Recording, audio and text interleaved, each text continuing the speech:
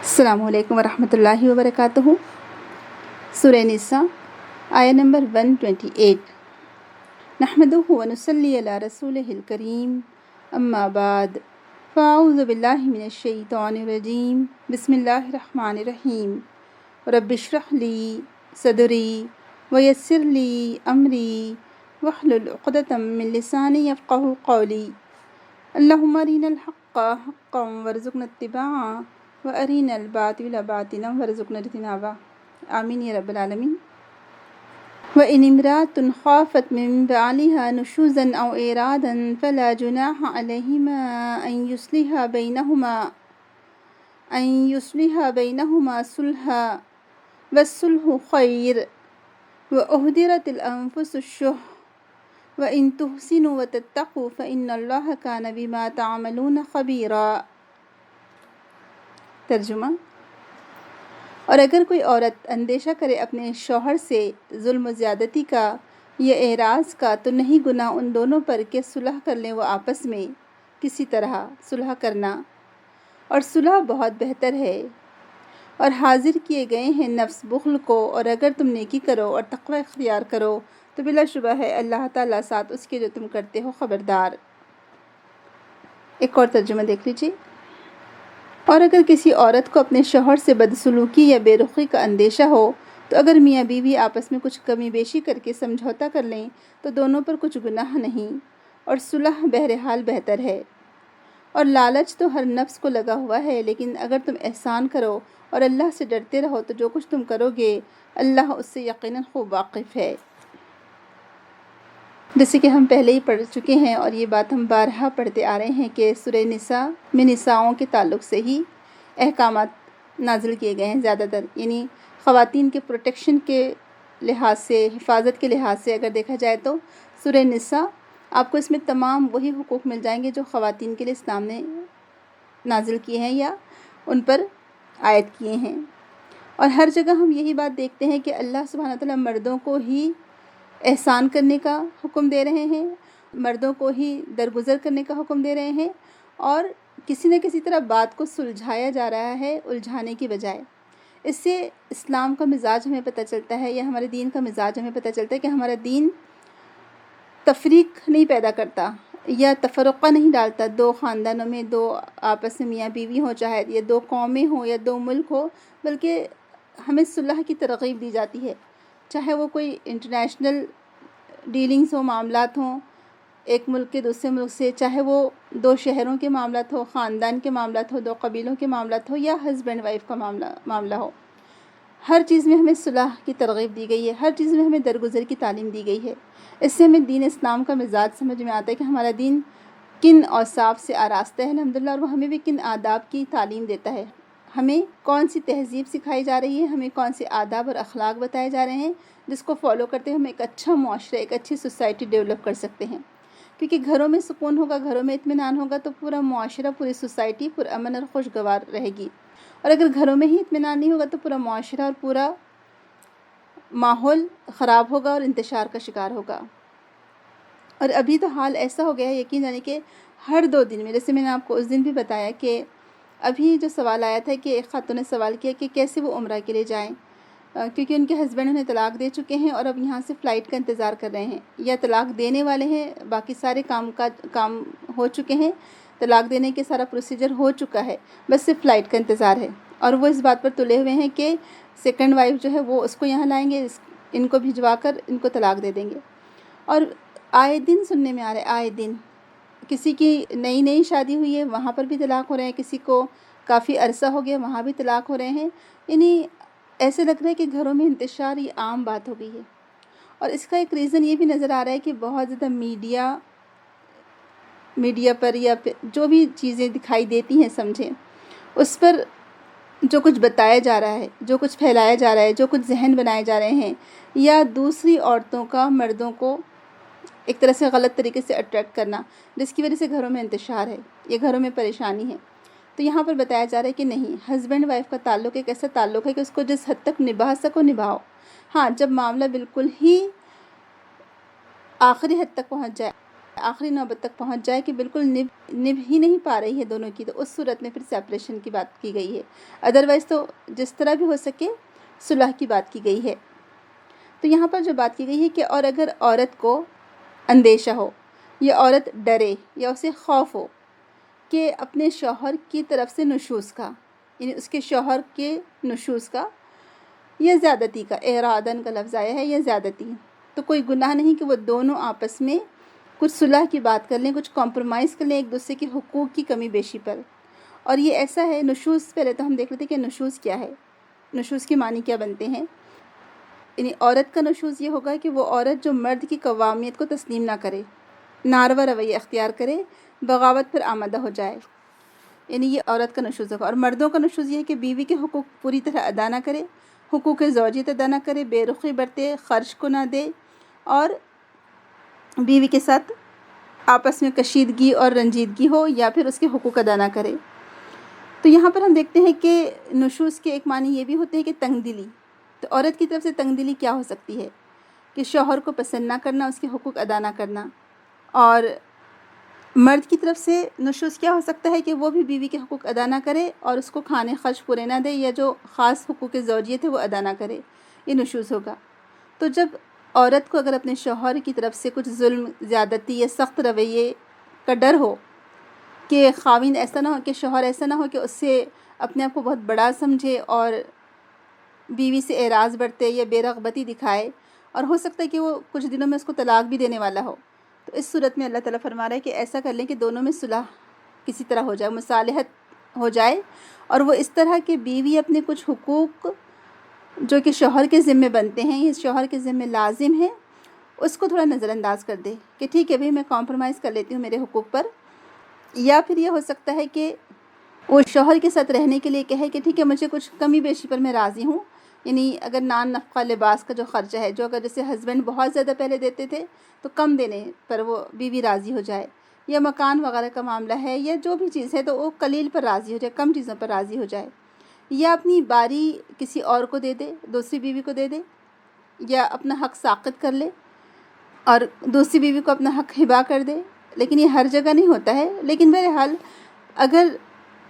کوئی عورت اپنے حقوق سے کم پر بھی راضی ہو جاتی ہے اس بنا پر کہ شوہر اس کو طلاق نہ دے اور یہ ازدواج زندگی کی گاڑی کسی طرح سے چلتی رہے، تو اس صورت میں پھر کیا ہے کہ کہا جا رہا ہے کہ اس طرح سے کوئی مصالحت کر لی جائے، یصلح بینہما صلح، یعنی کوئی صلح کر لیں آپس میں، ہو کوئی کسی بھی طرح کا صلح کرنا۔ اور والصلح خیر، صلح بہرحال بہتر ہی ہے، صلح اچھی ہی بات ہے، کیونکہ آپ دیکھیں کہ صلح سے کیا فائدے ہوں گے، دو خاندان بکھرنے سے یا دشمنی ہونے سے بچ جائیں گے، اور سب سے بڑھ کر جو نقصان ہوتا ہے وہ بچوں کا ہوتا ہے۔ آپ دیکھیں کتنے گھرانے ایسے ہیں، آپ نے دیکھا ہوگا کہ جہاں پر ہسبینڈ وائف کے سپریشن کی وجہ سے بچے کئی نفسیاتی بیماریوں کا شکار ہو گئے یا دوسری اور بیماریاں، اور یہ ہسبینڈ وائف بعض اوقات ناسمجھی میں اپنی انا میں لگے رہتے ہیں، ہر ایک کو اپنی انا، اپنی عزت زیادہ پیاری ہوتی ہے اور بچوں کا خیال نہیں کرتے، بیچارے وہ بچوں کا کیا قصور، اس کی تو لائف آپ دیکھیں کیسے ہوگی نا، پھر سپریٹ ہو جاتی ہے لائف بچوں کی بھی۔ اب وہ بچے بیچارے ماں کے پاس رہیں یا باپ کے پاس رہیں، ماں کے پاس رہتے تو باپ میں دل اٹکا رہتا ہے، باپ کے پاس رہتے ہیں تو ماں میں دل اٹکا رہتا ہے، یعنی ان کی لائف ایک عجیب سی لائف ہو جاتی ہے بیچارے بچوں کی، یعنی دو راہے پر کھڑے رہنا جس کو کہتے ہیں نا، کہ دوہری زندگی ہو جاتی ہے ان کی، اور پھر ان کی شخصیت میں جو ٹوٹ پھوٹ ہوتی ہے یا پھر ان کی شخصیت میں کہیں نہ کہیں کوئی کمی رہ جاتی ہے۔ آپ نے دیکھا ہوگا کہ زیادہ تر ایسے بچے جن کے یعنی جو بروکن فیملی سے تعلق رکھتے ہیں، کچھ نہ کچھ ان کے نفسیات میں یا کہیں نہ کہیں ان کے مزاج یا طبیعت میں کچھ نہ کچھ کمی رہ جاتی ہے، کچھ عجیب سا مزاج بن جاتا ہے۔ تو اسی لیے کیا کہا گیا کہ والصلح خیر، صلح بہرحال بہتر ہی ہے۔ تو دونوں ایک دوسرے کے حقوق سے کم پر اگر راضی ہو جائیں تو دونوں میاں بیوی پر کوئی گناہ نہیں ہے۔ ہاں، بیوی اگر کمپرومائز کر لے کہ ٹھیک ہے بھائی میں ساتھ میں تو رہتی ہوں، علیحدگی سے بہتر ہے، طلاق سے بہتر ہی ہے یہ، تو اسی لیے اللہ تعالیٰ فرما رہا ہے کہ صلح بہرحال بہتر ہے، اور اس سے یہ بات اخذ کی جا سکتی ہے، یہ نتیجہ نکالا جا سکتا ہے دونوں کے درمیان، فریقین کے درمیان کسی معاملے میں کوئی نزاع ہو جائے، کوئی جھگڑا ہو جائے، کوئی آرگیو ہو جائے، کچھ بھی ہو جائے تو صلح بہرحال بہتر ہے۔ اور دونوں بھی کیا کریں کہ پورے حق کا مطالبہ نہ کریں، کچھ چیزوں پر کم پر بھی راضی ہو جائیں، کیونکہ اس صلح میں اصلاح،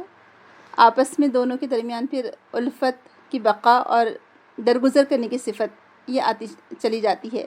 اور یہ درگزر کی صفت ہونا ہی ضروری ہے اصل میں. آپ ازدواجی زندگی کو گاڑی آگے بڑھا نہیں سکتے، لے جا نہیں سکتے، یا یہ گاڑی چل نہیں سکتی جب تک کہ دونوں میں درگزر کی صفت نہ ہو.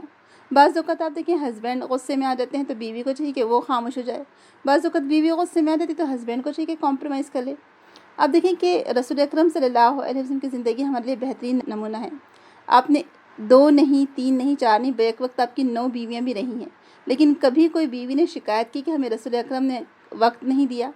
یا رسول اکرم صلی اللہ علیہ وسلم نے ہمارے ساتھ صحیح سے معاملہ نہیں کیا. نہیں، آپ کو کبھی یہ شکایت نہیں ملے گی.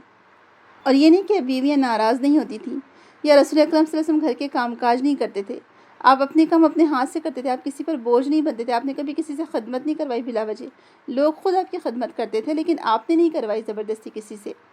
جو ہمارے پر کانسیپٹ ہے نا کہ بیوی آ کر پیر کے جوتے بھی برابر کرے، یا اور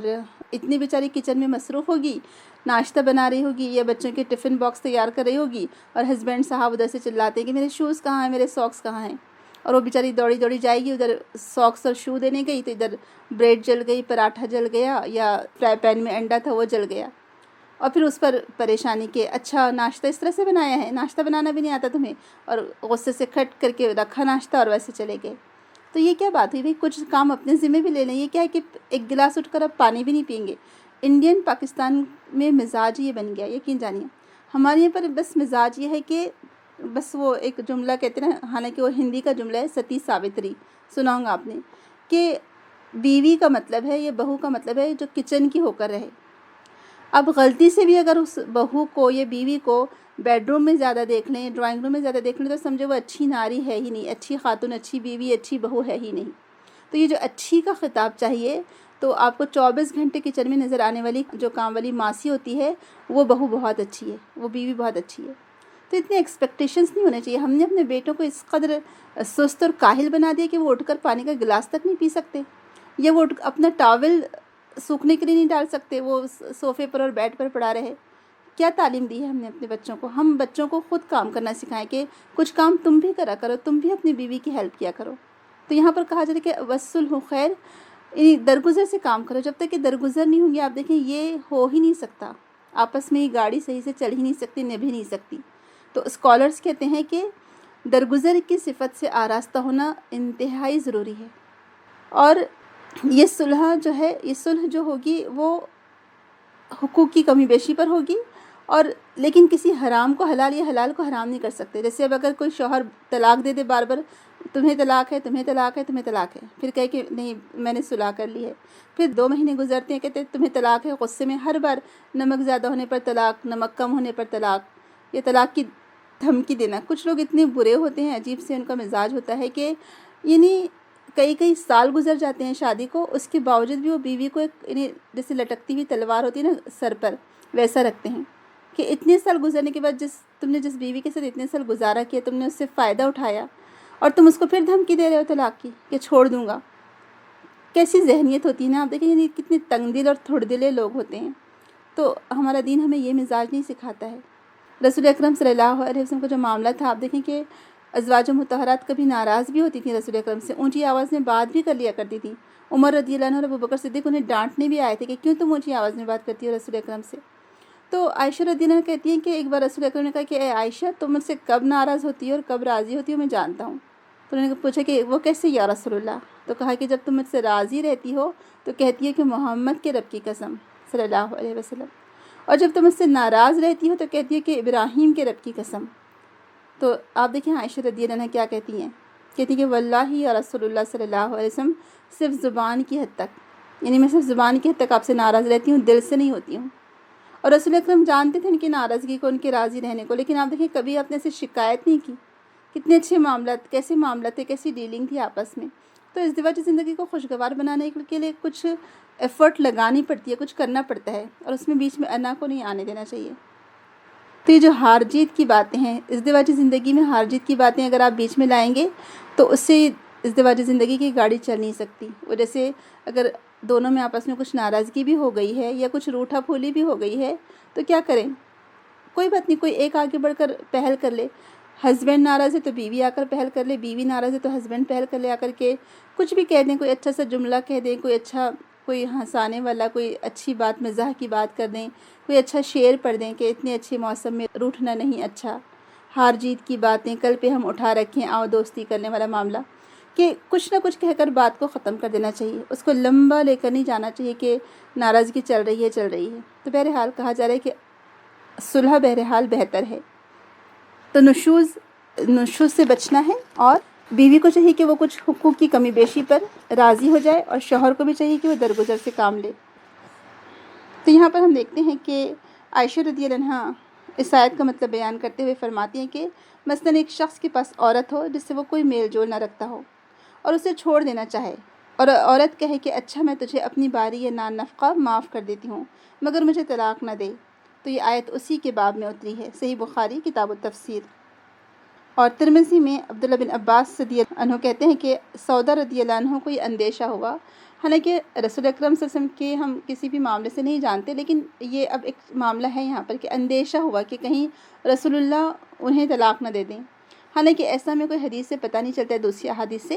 کہ آپ طلاق دینے والے تھے، لیکن یہاں پر یہ معاملہ ہے، اس حدیث سے پتہ چل رہا ہے کہ کہیں ان کو طلاق نہ دے دیں، ان کو خود اندیشہ ہوا، تو انہوں نے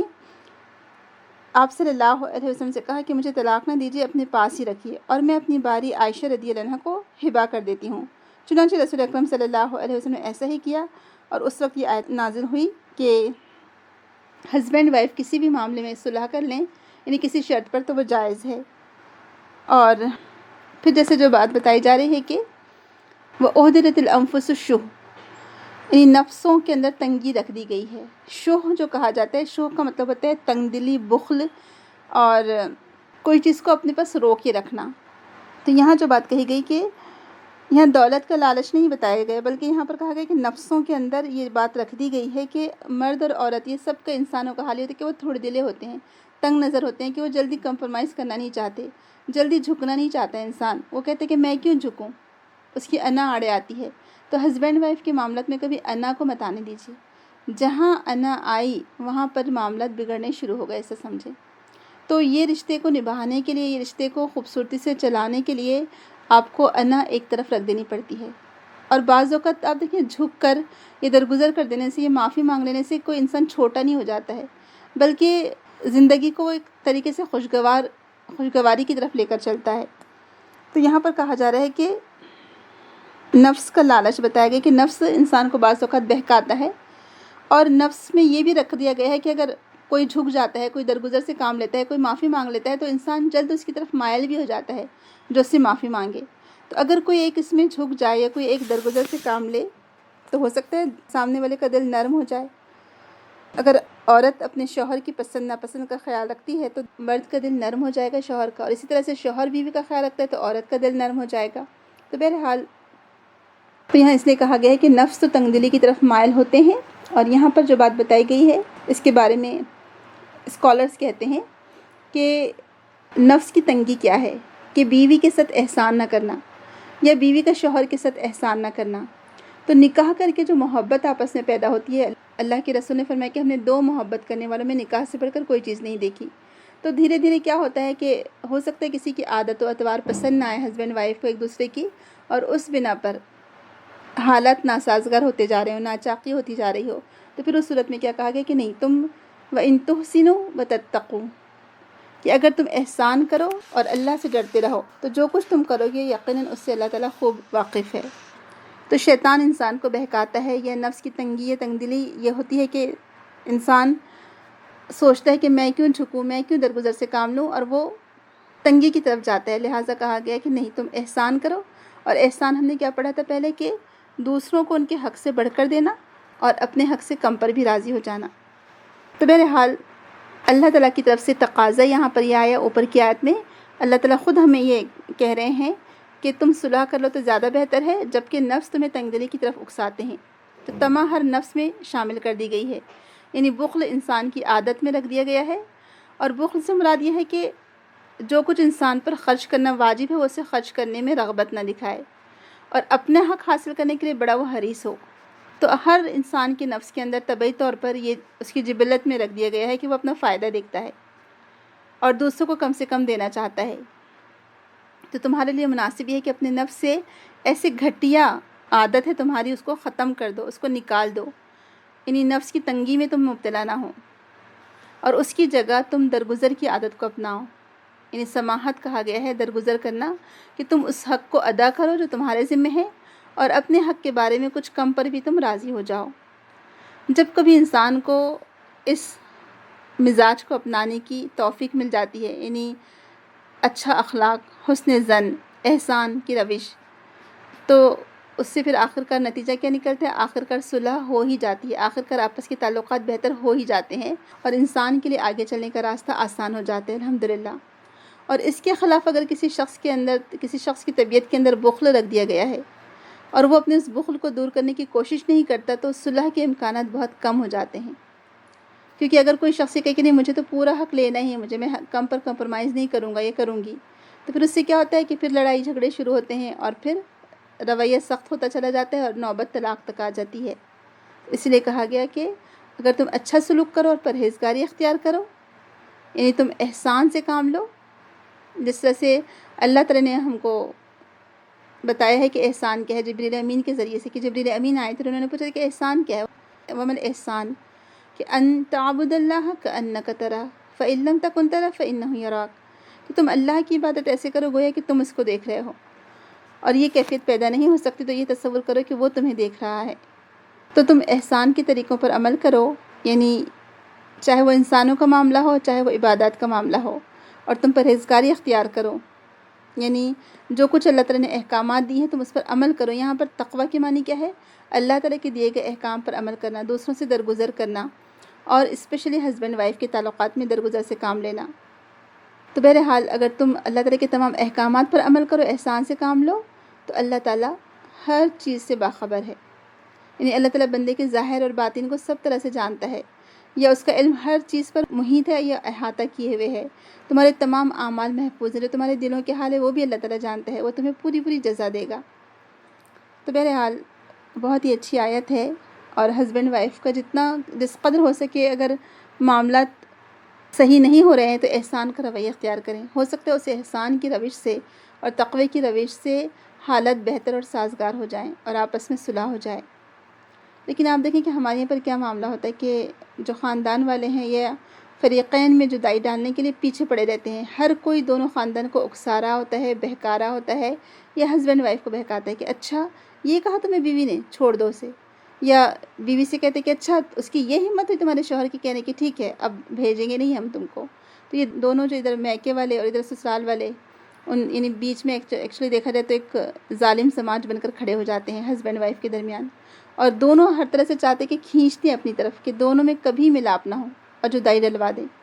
اور بھڑکایا جاتا ہے اور اکسایا جاتا ہے ایک دوسرے کے خلاف میں۔ تو یہ نہیں کرنا ہے، بلکہ ہم کو تو صلح کروانی ہے، ہم کو تو صلح کرنے والے بنائیے، اللہ تعالیٰ کا حکم ہے اصل میں۔ تو کہا جا رہا ہے کہ احسان کا معاملہ اختیار کرو، تقوی اختیار کرو،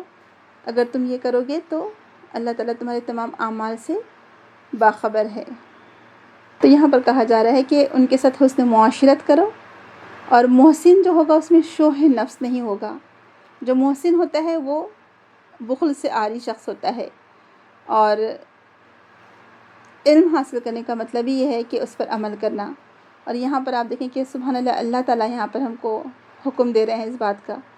کہ احسان کا رویہ اختیار کرو، تو کیا ہم اللہ تعالیٰ کے احکام کا احترام نہیں کریں گے؟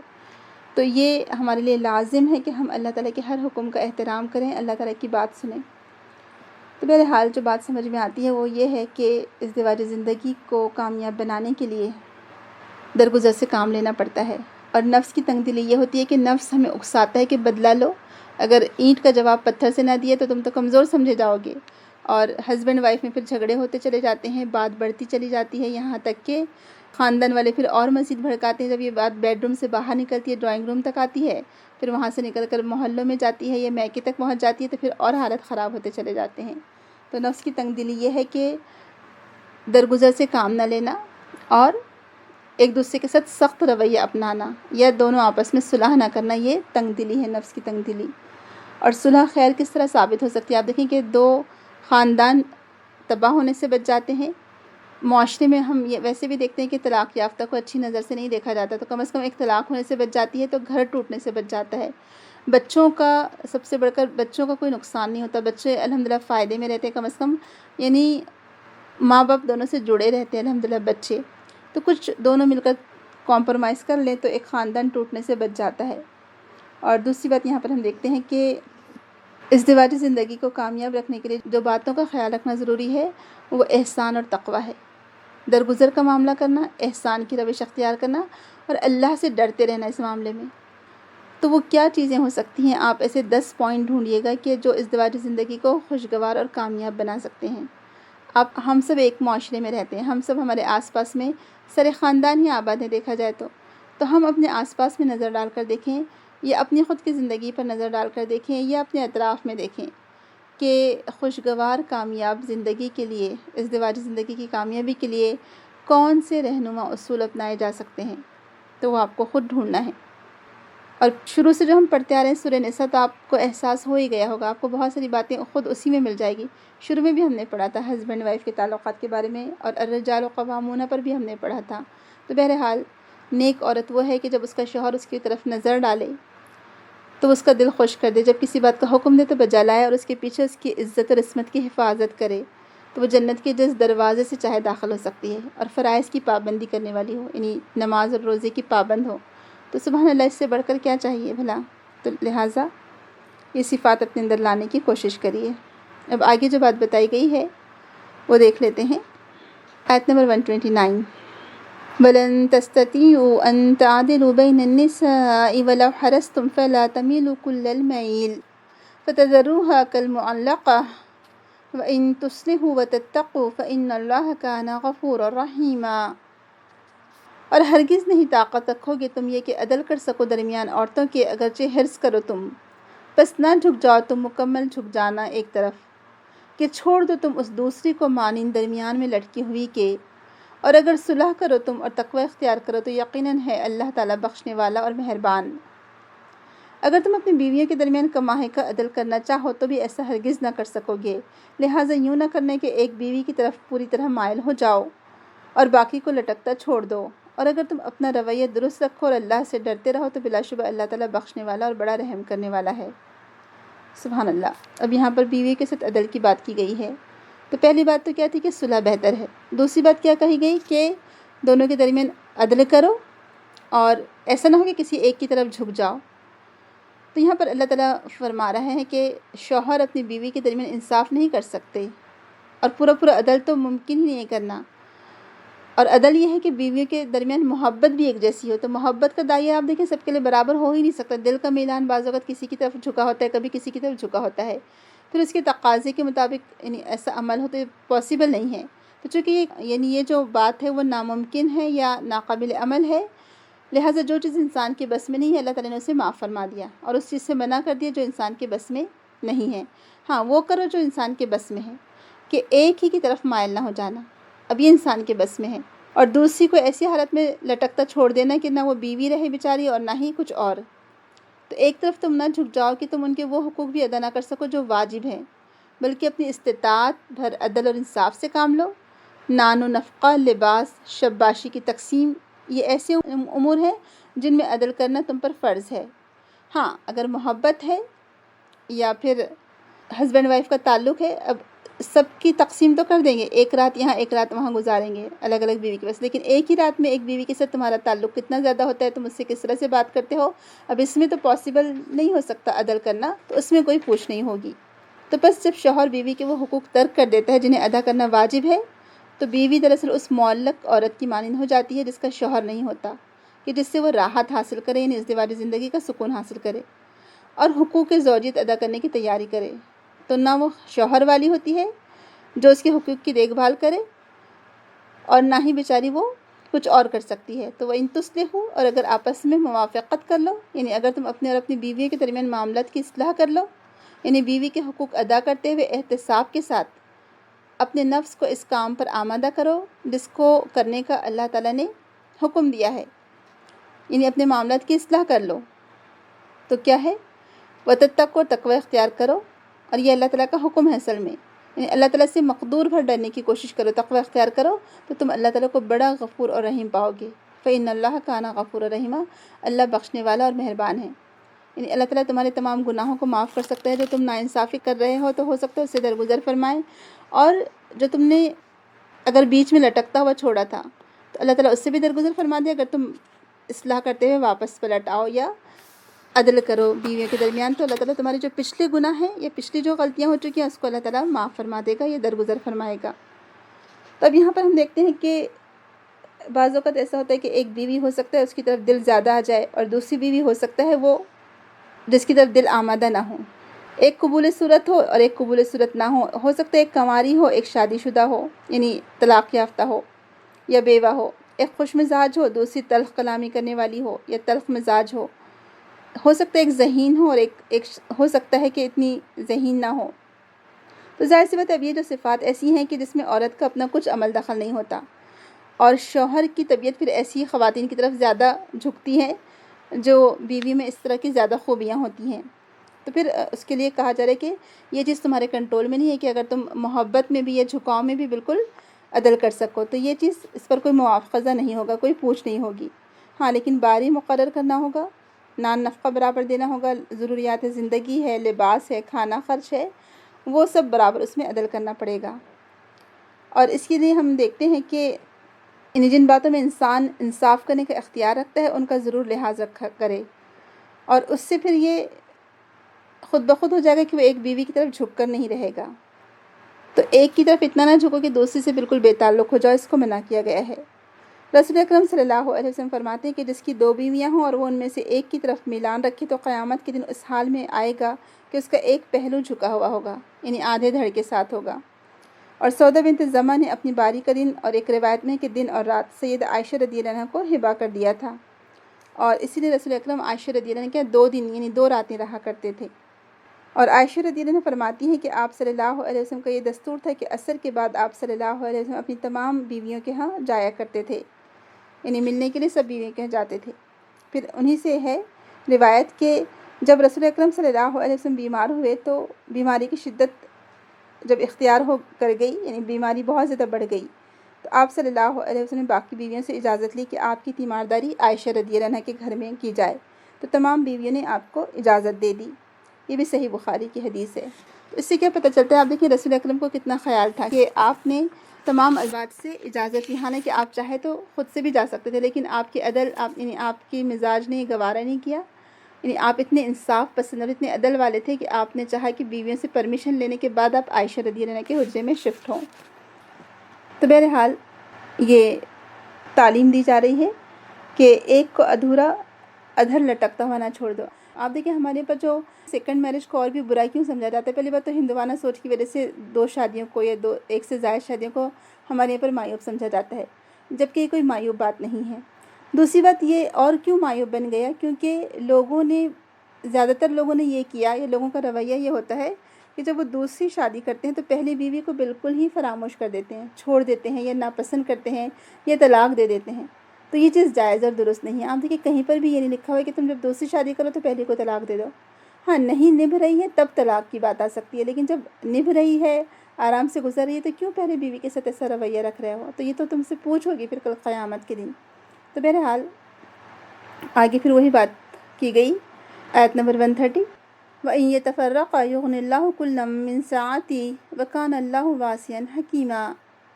اور اگر وہ دونوں الگ ہو جائیں تو بے نیاز کر دے گا اللہ ہر ایک کو اپنے فضل سے، اور ہے اللہ وسعت والا، حکمت والا.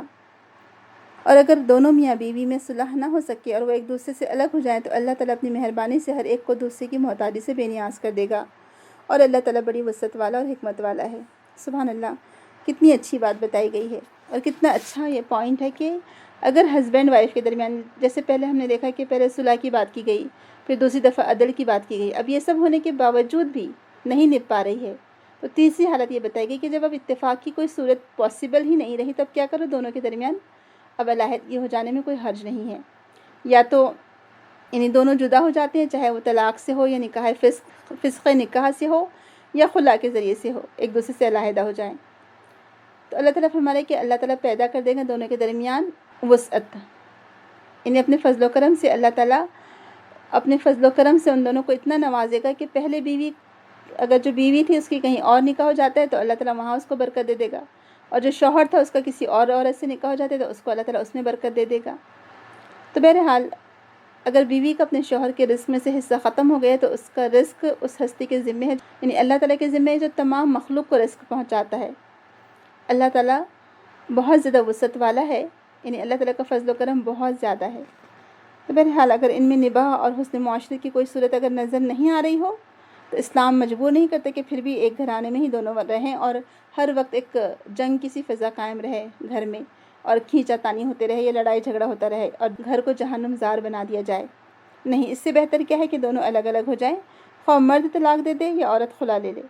پھر دونوں کا اللہ تعالیٰ مالک ہے، وہ ان کے لیے بہت زیادہ وسعت پیدا کر دے گا، سامان فراہم کر دے گا۔ اور یہ بات تجربے میں آ چکی ہے کہ آپ دیکھیں کہ جہاں دونوں ہسبینڈ وائف کی نہیں نبھ رہی تھی،